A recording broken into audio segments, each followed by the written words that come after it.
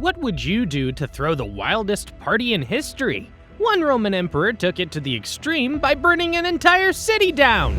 In 64 AD, the city of Rome was about to witness one of the most shocking and outrageous spectacles ever staged. Emperor Nero, infamous for his extravagance and excess, decided to host a celebration that would forever change the definition of decadence. But to make his grand feast truly unforgettable, he did something that would horrify the empire. He set fire to his own city. Join us as we dive into the insane story of Nero's legendary party, his catastrophic decision, and the aftermath that rocked the ancient world. Emperor Nero's feasts. Decadence amidst destruction. Few historical figures are as synonymous with excess as Emperor Nero, the fifth Roman emperor. Nero's reign from 54 to 68 CE is infamous for its extravagance, debauchery, and cruelty. Among the many tales of his lavish lifestyle, one stands out, a feast so excessive that it allegedly involved the burning of a city, a spectacle of destruction and indulgence intertwined.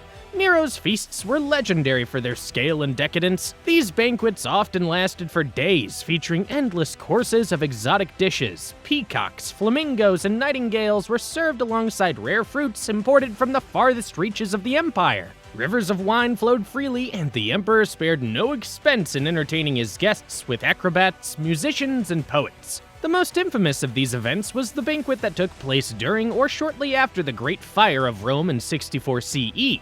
According to historical accounts, Nero used the fire, which destroyed much of the city, as a backdrop for his grand festivities. Some sources suggest that Nero himself ordered the fire to create space for his ambitious architectural project, the Domus Aurea, Golden House. Whether or not this is true, Nero's response to the disaster was undeniably self-indulgent. While much of Rome was in ruins, he allegedly entertained guests in lavish gardens illuminated by the flames of the burning city. This event cemented Nero's reputation as a ruler disconnected from the suffering of his people. His extravagance and apparent disregard for the well-being of Rome's citizens contributed to his eventual downfall.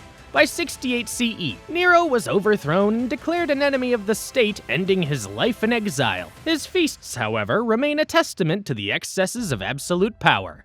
The Field of the Cloth of Gold, a medieval flex-off.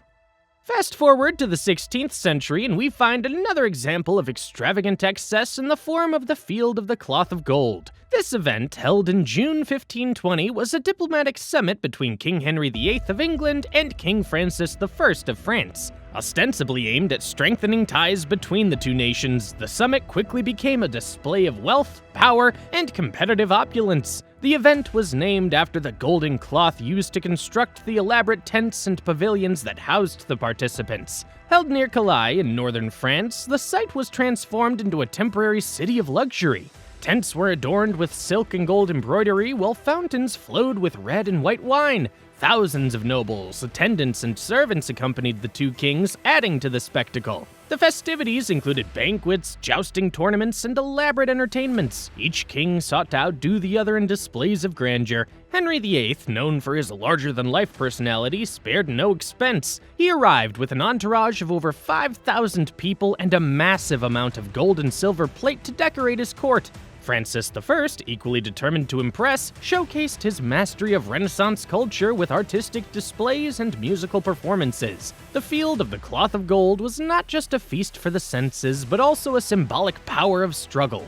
The jousting tournaments became a metaphor for the political rivalry between the two kings. Both men sought to assert dominance not only through their displays of wealth, but also through physical prowess. The event's culmination, a wrestling match between Henry and Francis, ended in embarrassment for the English king, who was famously thrown to the ground. Despite its grandeur, the summit achieved little in terms of lasting diplomacy. The rivalry between England and France continued, and both nations soon found themselves on opposite sides in conflicts. The Field of the Cloth of Gold remains a striking example of how rulers used extravagance as a tool for political theater, even at the cost of financial strain.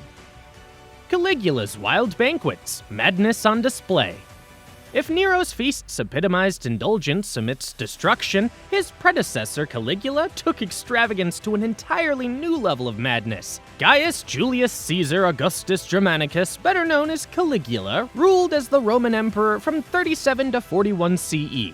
His short reign was marked by a series of increasingly bizarre and excessive behaviors, many of which found expression in his famous banquets. Caligula's feasts were a showcase of his erratic personality and unrestrained power. He reportedly had entire ships constructed to serve as floating palaces, complete with marble columns, gold and silver decorations, and lush gardens. These ships were used for banquets on Lake Nemi, where guests dined on the finest foods and wines while being entertained by performances and spectacles. One of Caligula's most notorious acts of extravagance involved his horse, Incitatus. The emperor is said to have lavished his beloved steed with a marble stable, an ivory manger, and even a house staffed with servants. According to some accounts, he planned to make Incitatus a consul, a move that symbolized his contempt for the Roman Senate. Caligula's banquets often involved shocking and humiliating elements designed to assert his dominance over his guests. He was known to force senators and their wives to participate in degrading activities, blurring the lines between indulgence and cruelty.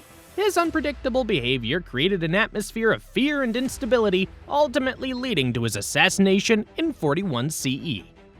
The consequences of excess. While these extravagant parties are fascinating to recount, they also serve as a cautionary tale about the dangers of unchecked power and excess. Nero's feasts highlighted his detachment from the suffering of his people, contributing to his downfall. The Field of the Cloth of Gold, though less destructive, demonstrated how competitive opulence could drain resources and fail to achieve meaningful outcomes. Caligula's banquets, meanwhile, revealed the corrosive effects of absolute power on both the ruler and those around him. These events also underscore the role of spectacle in politics and power. For rulers like Nero, Henry VIII, Francis I, and Caligula, feasts and celebrations were not just about indulgence, but also about projecting authority and dominance. The sheer scale of these events was a statement in itself, designed to awe and intimidate. A legacy of indulgence. History's wildest parties continue to captivate our imagination because they represent the extremes of human behavior. They are stories of ambition, creativity, and excess, often bordering on the absurd. While the contexts and motivation behind these events vary, they all share a common thread: the pursuit of greatness through displays of wealth and power.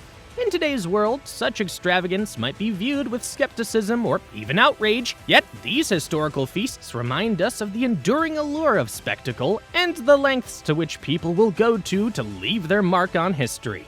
Whether through burning cities, golden tents, or floating palaces, these parties remain a testament to the complexities of human ambition and the timeless interplay between power and indulgence. So, the next time you think your party was a wild one, just remember, Nero burned down a city to top his. History's most infamous feast, and its unforgettable aftermath. Don't forget to like, subscribe, and let us know your thoughts in the comments. See you in the next wild tale.